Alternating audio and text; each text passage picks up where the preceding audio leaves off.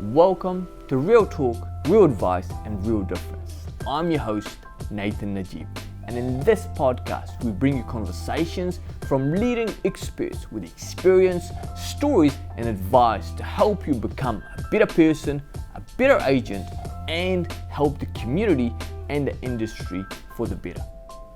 Alex Jordan is one of the best agents in Australia, in the world, in my opinion. He writes phenomenal numbers, multi-million dollars in gross commission. And what makes Alex so special is his integrity, his thoughtfulness, decency, gratitude, humility, and add talent and skill and success to that. That is what I call an absolute complete individual. You talk me up big time, man. That's the very kind words and big words, though. But thank you. You are Alex. And when I listened to you in your and McGrath webinar, and I was like, you know what? This is the kind of person I want to do business with. If I was a vendor, and I want to get him out here to talk to our team, talk to our real estate agents here in Christchurch, New Zealand, because you can have it all, be successful, be healthy, spiritually successful, emotionally successful, financially successful, as well as mentally. And I know you've got that all beautifully mastered. Let me ask you. I will come to questions, but I've always had this theory that nice guys and girls always finish first. Over time, and you're a prime example of that, Alex. I've known John McGrath for a while now, and over time, I've been exposed to the McGrath team even more now with your daily team webinars or team huddles. Which John has kindly has given us access to. I met John some 9 years ago, and I said to myself, wow, this would be so great to have an organization like his in Christchurch, and do what he's done here in New Zealand. Alex, what do you think that is?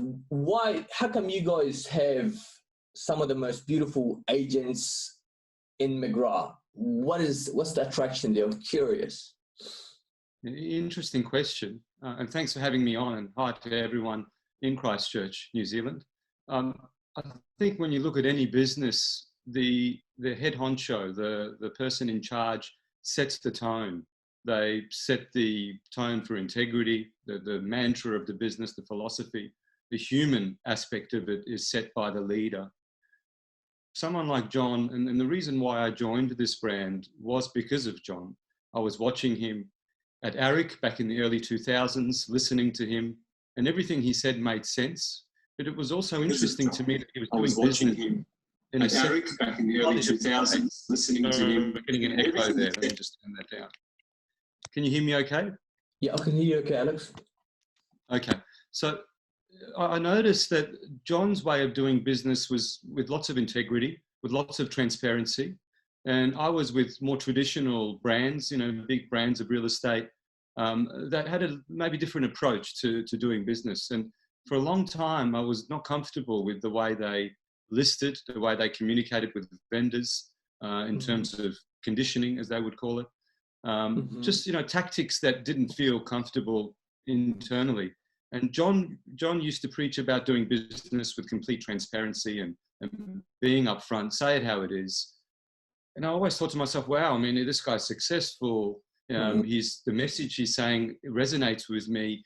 Why don't we do it like that? Why can't we perform in that manner? And that's what attracted me to the business. And at that point, McGrath was only in Sydney. So they weren't in Brisbane, and Brisbane's a smaller city. Oh, I see. There was no branch of McGrath in Brisbane, right?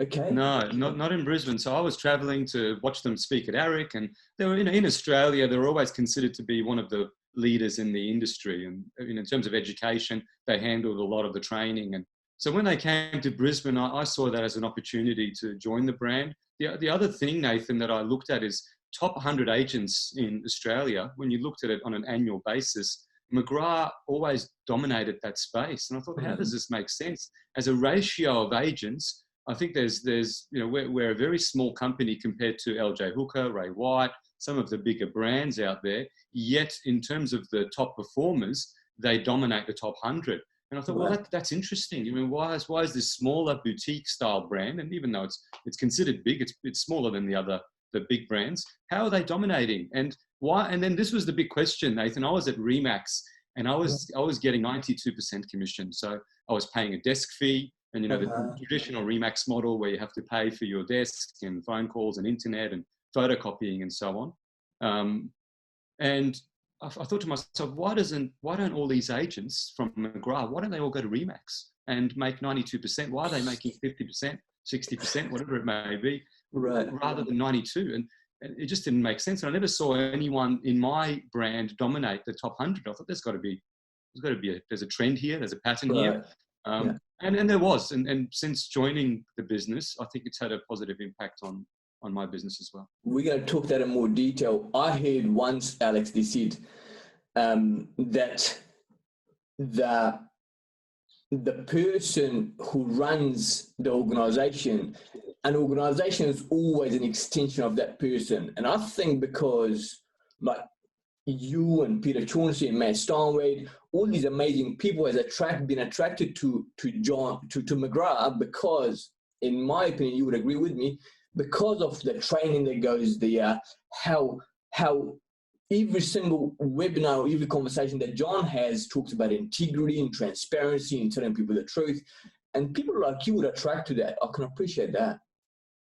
I agree with you, mate. And you're right. It does go from the top down, but it's interesting because this is a big company where we're looking at the leader as John. In a franchise business, the top person is the franchise owner. Right. So, and that can differ in the same brand. You might have different operators with a different philosophy. So once again, I think you need to align yourself with the right people in a franchise model setting. 100%. So you've got to get the right franchise. There may be some good ones, so you've got to find the right one. And what I've found, because I used to be associated, or I used to work for a big franchise, the bigger the franchise grew, the more it became about the individual owner. At least it became about the customers. It just didn't make sense to me. Hence we decided to start our own company. But tell me, you said, I heard you when you were talking in a webinar that I listened to with McGrath, you said that you almost left the industry a few years ago. Tell me more about that. So this was 2011. In Brisbane, we had a very major flood event. And that was my 11th year or around 12th year in the industry. So I had a lot of time and I was tracking okay. I wasn't hugely successful. I was writing somewhere between 300,000 and 500,000 GCI per annum. I was at Remax at that stage. And that seemed pretty good for Remax. I was doing well in that network, but when you compared that to some other networks like McGrath, it wasn't anything special. What happened in 2011, we got hit by the floods, and a lot of the areas that I actively work in were affected by flooding. So a lot of the sales crashed, and then because all the streets were a mess, no one wanted to list their homes. So we went through a period of I'd say 12 to 18 months where there wasn't much listing volume, and as a reflection, very little selling volume. And it got to a point where I was struggling financially, and to the point where I had to reach out to family and borrow money and ask them for money just to be able to pay off my expenses. And in 2011, I was seriously considering, and I was looking for another job. So I looked at Seek and Job Seeker and all the online ads, and I found a pharmaceutical rep job, which was paying about 80K a year. And I was attracted to that. I thought, well, hey, this gives me clarity, certainty. I've tried real estate. Obviously, I'm not going to write $1 million. So psychologically, I had given up more or less. And the flood effects had an influence on me and my mind frame. So I almost left the industry in 2011, and I'm very fortunate and grateful that I decided to stay. I'm pleased you did decide to stay. Tell me, what were the changes that you made to get to where you are? Because as you said, you were doing 300,000 to 400,000. What's the difference from that number that you're writing and to what you do now, multi-million, one of the top agents in Australia, because in New Zealand, the average agent makes 84,500. And that's the gross commission. So they end up with, after paying tax, they probably end up with way less than that. Tell me, what are the changes, the tweaks that you made, if you will? The biggest change, and this was a difficult change to make, is to narrow down my BDA or farm area, whichever you call it. So having a much smaller number of properties to target. Prior to me joining McGrath, I was trying to take care of 4 suburbs in Brisbane, totaling around 20,000 properties. And it was a logical decision because I actively knew those suburbs. They were all connected to each other. And buyers usually would look at one, they would look at the other. So when I did a letterbox drop or any sort of targeted marketing, I would reach out to 4 suburbs. And I thought that was the way to go because that's what everyone else did. When I joined McGrath, I noticed some of the high performers doing it the opposite.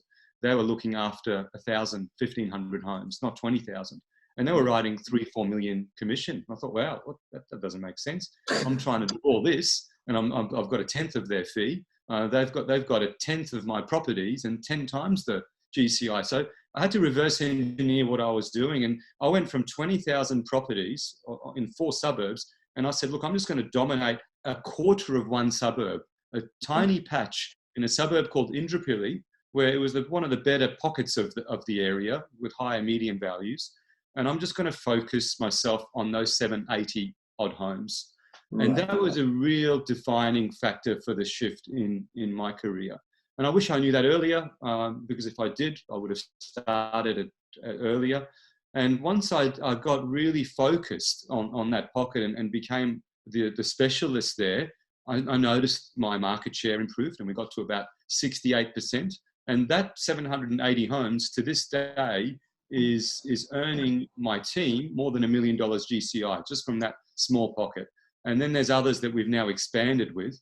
But that narrowing down was a really important element in my business. And I think that's probably one of the biggest mistakes that are currently being made is we're all trying to take care of too big of an area and we don't become consistent enough in a smaller patch, which is more effective. I appreciate that. We don't do that. Like, we've got our team. That's what we're going to be doing. That's what myself and the team are doing. Like, we are specializing in areas. But we don't do that. Like here in previously, the traditional model of agencies, the franchise got areas, and that's the area that you're going to concentrate on. But you can sell your offices in a certain area, but you can sell all around town, and everybody's selling everywhere. So there's no specialist or such. Interesting. That's interesting. That's what would have been like, I'm assuming, before McGrath came to Australia, I'm sure, because that's a traditional model, right? Yeah, it is. And I look at sales volume per annum. I think it's important to know your numbers. So if you've got, for me, a good patch is about 1,000 homes, 1,500 homes is a good patch. Anything over 2,000, I find it's starting to get a bit hard to service. But what's more important than just the number of properties is the annual turnover. So what's the total sales value per annum in that area? And I'm looking for at least $60 to $80 million worth of annual turnover so that I can set up a good business. So if I go into a patch, if you said to me, Alex, you're in Queenstown or Christchurch, and here's your new suburb, and you've got 2,000 houses, and I look at the last 3 years of sales volume, and I see that every year there's about 40 or 50 million worth of transactions, I'm starting to question if I've got enough juice there. So I'm looking for 60 to 80. So that's the sweet spot. If you can get more, even better. But if 60 to 80 million, I think gives the capacity for someone to earn $1 million GCI within that area. Absolutely amazing. I'll tell you a story. When I just got into real estate, I got given this area called Upper Riccarton, Alex, and that was 95% rental. And so that was disaster for working in an area for me. But since then we changed tactics, obviously. Tell me about your daily routines from working on yourself, which I know you're huge in, getting yourself right. If you will, Alex. Look, I'm no example of great health, to be quite frank with you, mate. I'm trying to, I guess, keep my health in Look check. at you, look fit. You look fit. You look good. Oh man, oh geez, it's the editing on Zoom maybe. But to be quite upfront with you, I've got a couple of health issues that I've had to manage, and that's got me much more interested in the topic of health. For 20 years, I've been researching it because I'm interested in it. And Right. I've got two autoimmune diseases. One's an arthritic condition of the spine called ankylosing spondylitis, and the other one's a gut issue called Crohn's disease. So these two problems are both inflammatory issues. And in my life, I have to keep a very strict diet. There's certain things that I have to stick with to be able to function properly. And that's got me interested in the topic of health. So in terms of routine, I'm not a hugely disciplined person in every aspect of my life. There are lots of people out there that are much more structured. You know, within our network, guys like John McManus, I hear, you know, is completely structured and disciplined in everything he does. Right. I'm a little bit looser in that regard, but there's certain things that I do to try and maintain, I guess, an easier life. And it starts with the night before. I always sleep early.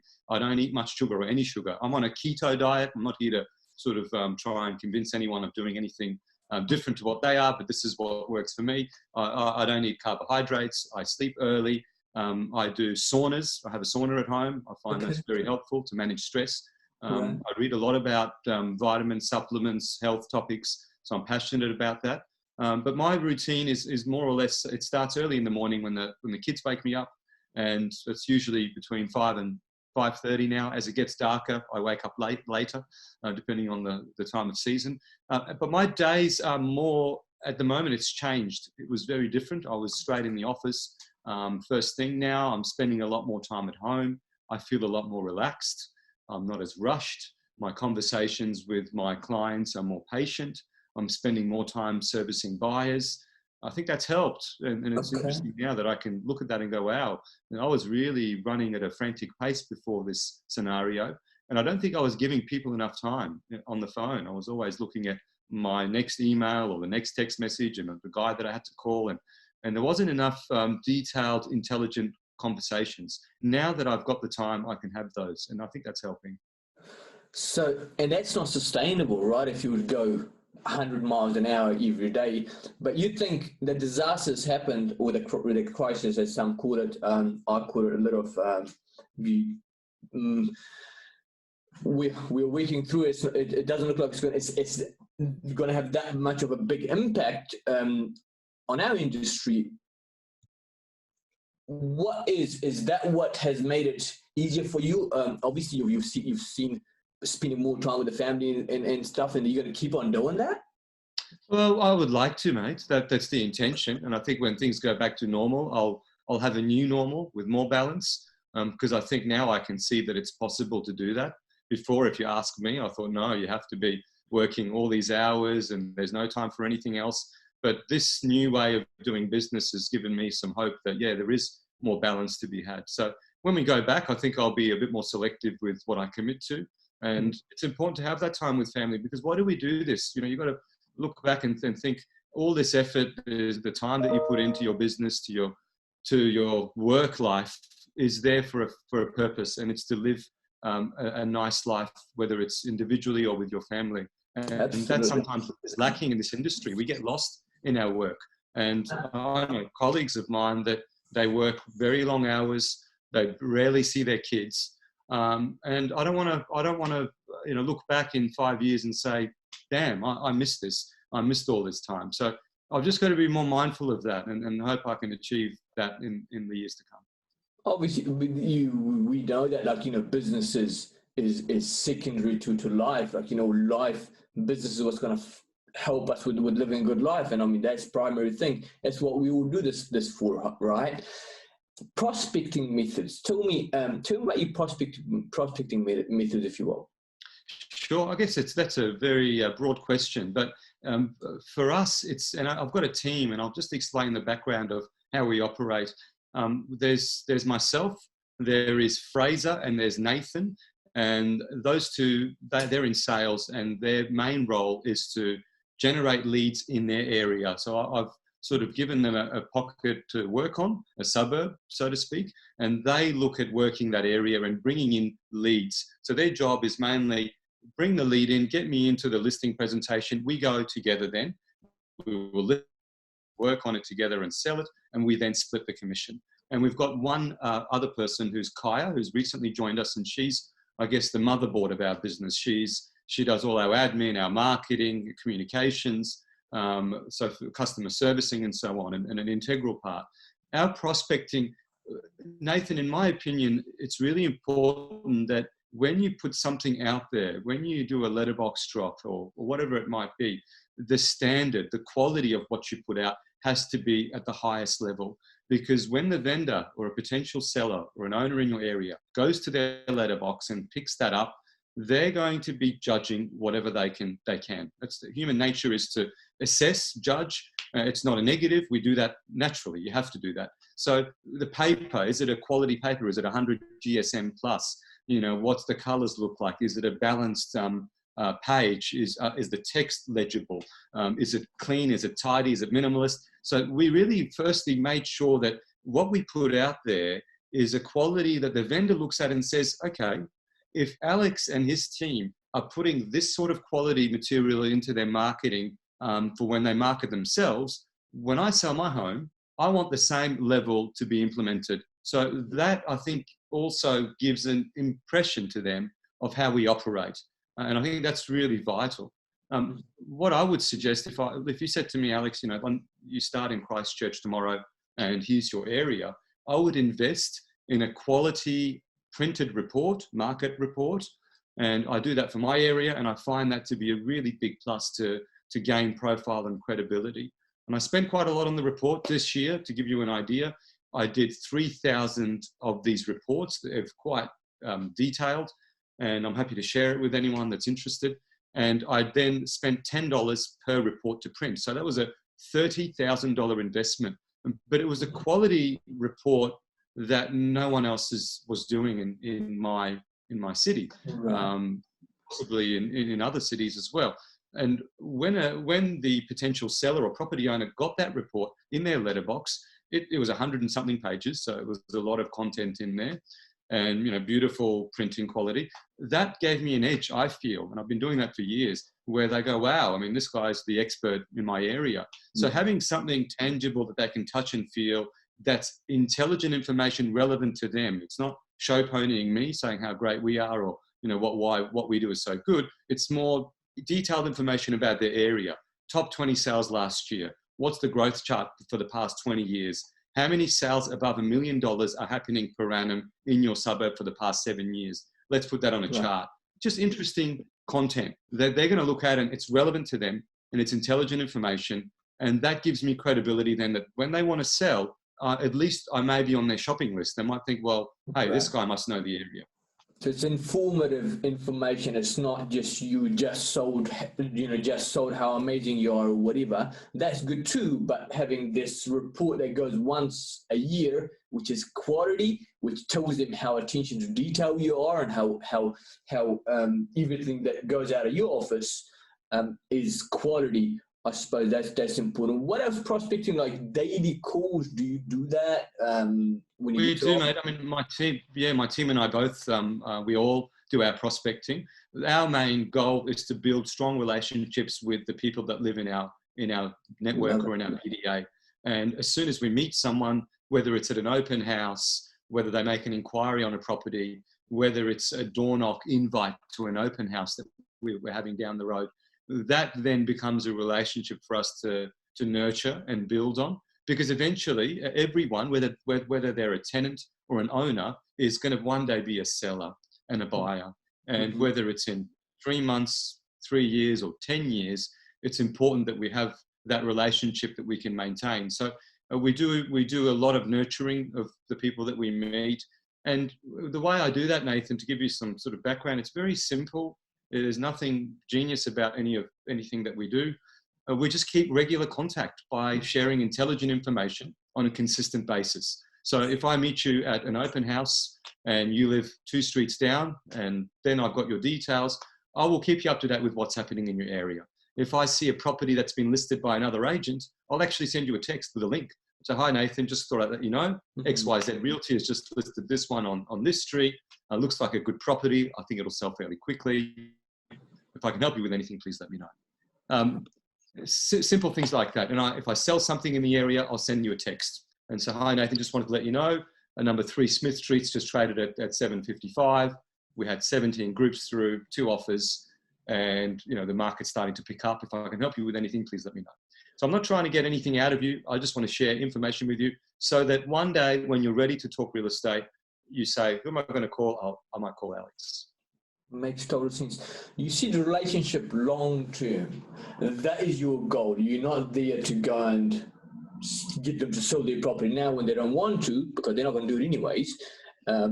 You're there to build long-term relationship with them, and when they come to selling, they call Alex Jordan. That's the goal. And I think if you sort of try and unpack that, we're in a business that it's a human-to-human interaction. Unfortunately, in our industry, there is a perception, true or false, that the agent is only wanting to sell the property for the commission. They're in it for themselves. And that for me is a stigma that I need to overcome with people. And to do that, I need to be completely upfront with you as a friend.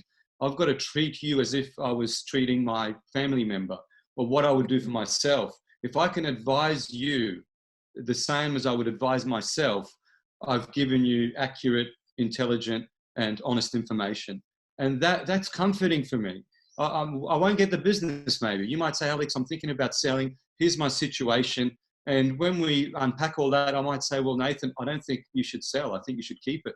And maybe let's review this in 2 or 3 years. But from what you're explaining to me, there's more benefit in you staying than having to absorb the transaction costs of upgrading in this market, or whatever the reason might be. But that's a genuine advice that I feel.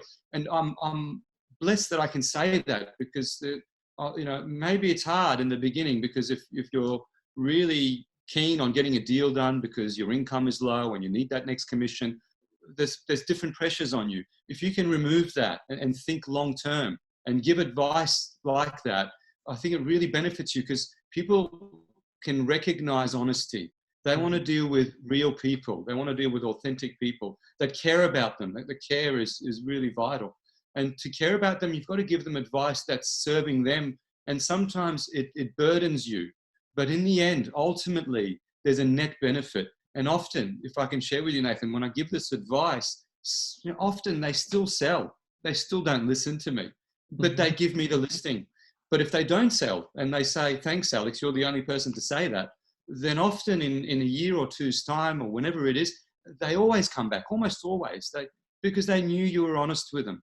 So most agents, I think, have a good intention, as long as we can convey that in this when we're sitting with a vendor.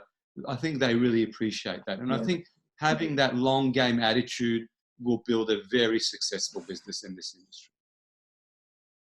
And 100%. I totally agree with that. And what you're saying is gold, because it's like we as agents, unfortunately, go there. One of the things that's pretty common, and will be common in your area, I'm sure, is overpricing a listing just to get a listing, or giving advice that is good for you as an agent because you just want to get a sale, but it's not ideal for the vendor. What do you do when a vendor, because you have a process when you go and list a property, if a vendor has been overquoted by another agent, somebody's given them a high price and come to you and say, Alex, hey, you know what? The other agent told me one that's 780 and you're telling me only 750. How do you manage that? How do you convince them that it's what you're saying is in their best interest? Good question, mate. Let's make the numbers a bit more difficult, because 780 and 750 is pretty close, I think. Let's say the other agent's 780 and I say 700. Now that's probably a bigger gap. Number one for me, I've got to firstly look at what's the saleability of this property.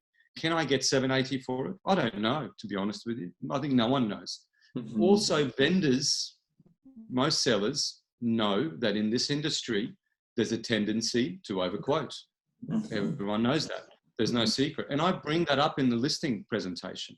I say that I very openly, I say, Nathan, as you probably know already, there's a tendency to overquote in real estate. And sometimes agents will give you an inflated figure to secure the listing. That's not how I operate. So I want to have a very frank and honest conversation with you around price. I'd like to hear what you think it's worth. And I'll also share with you what's traded in the area that would be considered relevant. And I'm going to look at this as if I'm a buyer. So I need to assess this as a buyer would. So having a look at the comparables, Nathan, we've seen 3 or 4 sales around the 700 with similar configuration, similar land size. And I think when the buyer is assessing value, they'll look at these sales and they'll draw upon them to see value at a similar level around 700. Now, I understand you'd like to get to 780, and I'd love to get you there. And if there is a buyer at 780, I'll find them for you. But when I look at the sales evidence, I don't have too much to support that yet. So let's talk about what we can do to get you to 780. And I think there's a few things worth considering. One might be, let's touch up the landscaping at the front. Let's make that first impression as good as we can. Let's paint the front fence. Let's touch up internal painting. Let's do a bit of recarpeting if need be, some property styling. So I need to then take you on a journey visually of how I can get you from a 700 product to a 780. Now, if you don't want to do those things, that's cool. I need to make sure I convey to you that, Nathan, whether you do all of these items or do nothing, I can sell your property. The difference is price. What will we get to? So I need to make sure I convey that, because if I come in and say, you've got to do this, this, this, and this, and it's going to cost you 10 or 15 or more $1,000, straight away you're thinking, oh, okay, well, the other guy came and said, I don't need to do anything. So maybe I'm better off going with the other guy. So I need to say to you, Nathan, you don't have to do a thing. I can sell it just as it is. But if the question is about what's the best financial decision, here is what I think we should do to get the best outcome. And I see a big return on these items. So, and then I can go through case studies and show them examples of other clients that I've worked with and what they invested, what elements we did, and then what the difference was in outcome. So for me, pricing is really important. I do have a direct conversation on price at the listing presentation, but I don't want to get bogged down on price. And often it's very easy to do so because the vendor's main anchoring is price. They just keep on leaning back on price, price, price. So I think I've got to make sure I take them on a journey to show them the process. And there's a bit of a scripts and dialogues that I use that I find very effective. And it's to the effect of, Nathan, I don't know exactly what price we'll sell for. I don't think anyone can predict that, but I know the exact process to follow to get the best outcome. Well, that is gold. I know the exact process. Nobody can tell you what the price your home is worth. Nobody can. I can't. Another agent can't. You don't know what it's worth. But I've got the process to put in place to achieve the maximum value for your home. It is, and there's a few other things to consider here as well, because real estate is one of the only asset classes in this world that doesn't have a set value. Sure. It's based on the perception. When you look at equities, Commonwealth Bank shares, gold, copper, any asset class, there's typically a bid, an offer, and you know exactly where to transact. Right. So we know exactly what the price is. We're in an industry where there are no set values. Now, this is based on perception. Perception can be influenced by how we present the product, how we communicate the product, the dialogue that we use, how we defend value. Defending value with logic, very important. And I have to communicate that to the seller, because I think agents, including myself, can become a little bit vague in the way we defend value. And if I can explain what I mean, the buyer walks in and says, Alex, I've had a look at your house and I like it. And I saw another one up the street and it was 700, you want 780. Well, what's so good about yours? Often we compare properties too much and we don't go into the science and math. What I mean by that is when you say to a buyer, oh, that one was only 3 bedrooms, we've got 4, it's very easy to dispute that. The buyer says, oh, well, but that had a nicer kitchen, bigger block of land, it faced north. So you can never compare homes so directly to say this one's better than that, because there's different features that you can manipulate and lean on to convey your message and lean on your point. A better way, I find, is to talk about replacement value if it's relevant to the property. And I might say, well, Nathan, let's look at what this block would sell for as a vacant block of land. You know, it's 400 square meters. At the moment, I'm selling these 400 square meter blocks for 650, 700. They're trading around 1,600 per square meter plus. So all we're putting on the house is about 100, 120K, 130K. To replace this house is going to cost you a lot more than that. So if I can break it down, dollars per square meter for land, replacement value on the dwelling, and that's more what valuers use when they value properties. So it's a bit more scientific. It's hard to dispute that. They can't say, oh no, the land's not worth that much, because I've got so much sales evidence to support that with. So I'd rather go back and break it down in a numbers way. And I think that's more credible. So that's part of the process for us to make sure that we know how to defend value with buyers. Amazing. So having the knowledge of what the land is worth, how much cost to build that property, that is real important. I know you're pro at that. And the other thing, Nathan, and thanks for your kind comments, man. I don't know if I'm a pro, but I appreciate everything you say. The other thing is something that's really important. I learned a long time ago. When a good relationship exists, the terms become negotiable. What do I mean? The buyer and the seller don't know each other. We're the middleman. Often a big mistake that's made by agents is they go to the seller and they make the buyer look bad, or they go to the buyer and they make the seller look bad. So they go to the seller and go, oh, this buyer, what a pain in the butt. I've tried to do this and they just won't move. They're just unreasonable. Now, straight away, the seller's going to become a bit more defensive. Oh, if that's their attitude, then I'm not going to give them anything. So as a middleman, I need to make sure that the buyer and the seller like, respect, and appreciate each other. And when they do, the deal becomes a lot easier to put together. So I need to say to my seller, it's a beautiful family that wants to move in. They love your home. You know, they've got kids at this school. They're easy to deal with.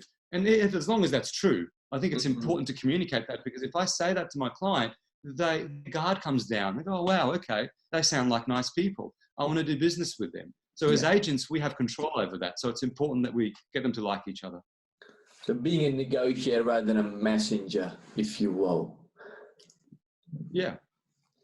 Tell me, what are the mistakes that agents make when they start up, maybe, or maybe when they're in the business, been doing it for a while, but they've been doing it not very committed. Tell me what are the mistakes that they make. Good question that I've answered on previously, and I'll give a similar response. I've got to look at what I did wrong, and I did many things wrong for a very long time. So I think it taught me a bit. The main mistake I made was I was trying to dominate too big of a patch. And I think if we go today, Nathan, and get 100 agents that say they want to build their business and study what they're doing, we'll find a pattern of a lack of consistency in their communication with their BDA. And part of that may be because their patch is a bit scattered. You might, one section here, one section there, or it's too big. And when it's too big, it's hard to service. I mean, 20,000 houses, you do one letterbox drop, you spend all this money and you have to get it all delivered. And then you think, oh, wow, that didn't really work that well. I won't do one for another few months. Rather than 1,000 properties, I'm going to communicate with them every week. I'm going to bring something of value, of relevance to them every week. And that consistency is what builds profile. So number one for me is narrow down your focus, become a specialist, whether it's a geographic specialist, which is a certain area that you're looking after. And I find that the most effective, because when you're a geographic specialist, you've got signboards everywhere. So when people are driving through, they see a consistent pattern of your signboards. Neighbors are talking to each other. I would look for good school catchments. I would base my BDA around good schools, because there's always a fundamental support to move into those areas. And people talk to each other in those areas. You might be a product specialist, you're doing waterfront properties or, luxury architect design homes. But having a niche, I think, is really important. So because people want to go to the specialist. And that's how we've built our business, is geographic domination, or trying to dominate a geographic area. Another mistake, I think, is impatience, which is a natural human, I guess, sentiment. We all want things to happen quickly, and then we look at our business too much. and we don't look at what could be in 3 or 5 years. So if I had to go back into real estate as a new agent, I would have a strategy. It would be a long-term strategy. It wouldn't be in 12 months, I'm going to write 1 million or 500, which is possible. There's some really talented people now coming into this industry and writing $1 million in their first 3 years. So anything can be done. But I think having that attitude of, I'm going to do this for life, it's a career, and I'm going to spend time learning everything I can. I'm going to become an expert in my field, whether it's land prices, development, zoning, how contours affect construction costs, dollars per square meter on building, different features of a home, learning the light switches, the kitchen finishes. That's all we need to know. I think once you've got a grasp of those fundamental aspects, then you can go into a listing presentation and have a very intelligent conversation with confidence that the seller will then have comfort to deal with you. So having a long-term attitude, play the long game, be persistent, really important, persistence. Yeah. If I had given up in 2011, which I almost did, I don't think there's any other career that I would have been able to go into to have the opportunities that I do now. There isn't.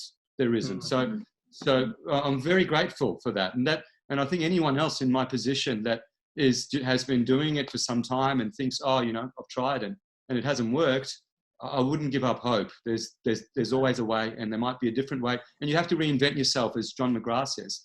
And it is a mindset scenario.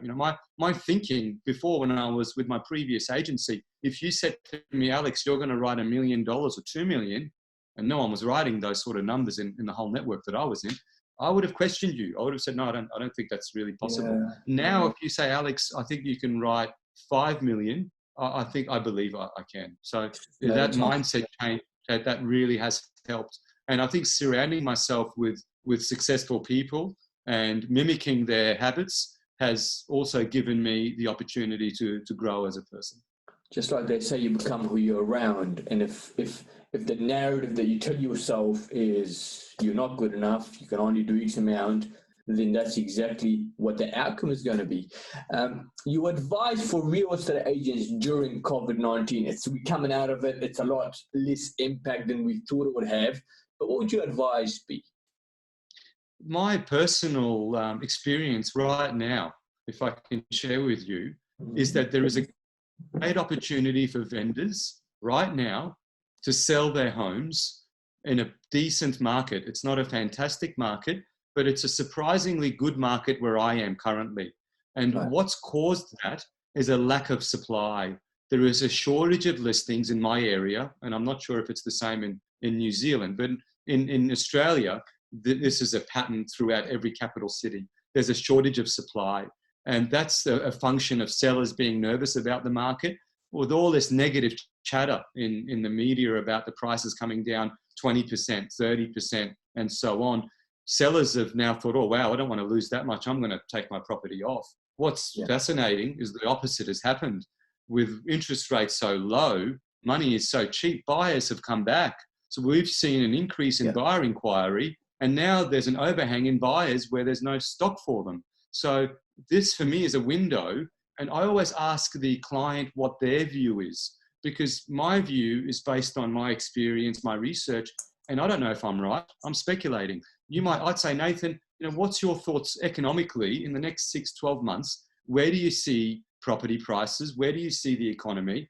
What's your thoughts? And what's interesting, mate, is the media has done such a job, I wouldn't say good job, but such a job of an effective job of scaring people that most vendors, almost all of my clients, have a negative view on the property prices and the economy in 6 months. Everyone thinks we're going into a recession or a depression. So if that's their opinion, and I can't argue that, because that may be right, let's transact now, because I haven't seen any negative pricing impacts in today's market on the properties I'm selling. So if you feel that there is a correction ahead, 5%, 10%, 20%, let's transact now. Let's get it over and done with. Let's rent for 6 or 12 months, watch the market, and then take advantage of these opportunities that you think may arise. Right. So I think this COVID scenario, if you can have the right mindset, is a great opportunity to bring on stock when there's a lack of supply And in the last week, we've sold almost $15 million, my team, which is a big week. I mean, we don't normally sell that in a month.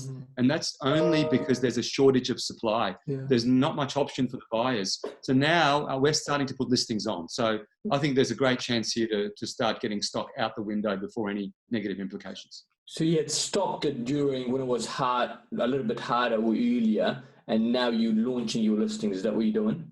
We're just starting to, yeah. So I've just started to see the window. I mean, it's just the economics have changed for me. 4 weeks ago, there was a lack of buyer inquiry, and I don't think it was a good time to list your property on the market or even reduce your price. That wasn't the right time, because it wasn't an issue of just pricing.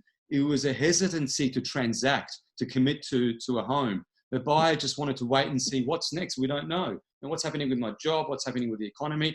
That's changed now. There's a little bit more comfort. Restrictions are softening. People are starting to go back very slowly to what they did. This is a honeymoon period, potentially. Some people call it a dead cat bounce in the stock market, where you first get a sharp decline and there are a small recovery, usually a 50% retracement, and then the next wave down is another correction. Now, we're in that honeymoon period. So I see the opportunity for us and my team. Let's put on some stock. We don't want to flood the market, but I think those that have been considering selling for the past 3 or 4 weeks, and we had told them just wait, the conversation's changed. Now is the time to go on. Let's take advantage of the shorter supply, because my perception is within a few months, you're going to see a balloon in supply. Sellers will sense the scenario that we're in, and they'll think, wow, we better get out quick. So that balloon in supply will then potentially have a negative impact on pricing. Sure. You sound like a pro, obviously you know what you're talking about. So the things that I get is self-development. You want to know what you're talking about, serving people what comes out loud and clear, which I love. Just before we let you go, because I know it's been 45 minutes, you're a busy guy. You talked about on, I read a little message on Facebook. Everybody should follow Alex, by the way. You're talking about gratitude. You're talking to your boy, and it went like this, and I quote, "How you see things, your perception, influence how you feel, which then influences what you do, and these actions ultimately dictate your life outcome." I thought that was beautiful. You do that yourself, and you teach that to your kids? I try to, mate. I mean, I've been trying to for some time. As a 7-year-old, it might be hard to understand those things. But I think in life is a blessing. Just having this opportunity to live is a huge blessing. And I've got to appreciate that every morning when I wake up. You know, I was born in Iran, and I came to Australia when I was 6. And to be living in this country is such for me, an opportunity that a lot of people don't have. And I need to recognize that, because sometimes we wake up in the morning and we think, oh, I've got to go to work, and oh, what a shit day. And we forget about the millions of people that would die to be in our position. We forget about all the nice things that we have. Sometimes personally, I think too negatively. I always focus on what's not right. So I need to change my mindset. And I need to not teach because I'm no expert. I need to share that information with my son, because it served me a lot. And I've learned that from my dad is, you know, it doesn't matter what you have. You can be homeless on the streets and you can have a smile on your face. You can be a billionaire in your helicopter and be the most depressed guy out there. Yeah. So your perception of how you see your world will dictate your life outcomes, because there's a sequence of how your actions are governed. So if I can look at the world and say, wow, I'm so fortunate to be where I am right now, just to have my family, my home, have clean water, food, simple things, that then makes me feel, my mood changes. So I'm like, wow, I just feel this warmth that I'm so lucky. And now my actions change. I act on that feeling, and my actions now will influence my outcomes. So I need to make sure that the way I see the world is in a manner which will, I guess, benefit me. And if I can convey that to my son or my children, that will benefit them in the future. And that's my hope. Wow, amazing, AJ. You are you're an amazing guy, successful, obviously, as we all know. But you're such a nice, genuine, man of integrity, decent guy. So I appreciate your time, man. Any parting thoughts?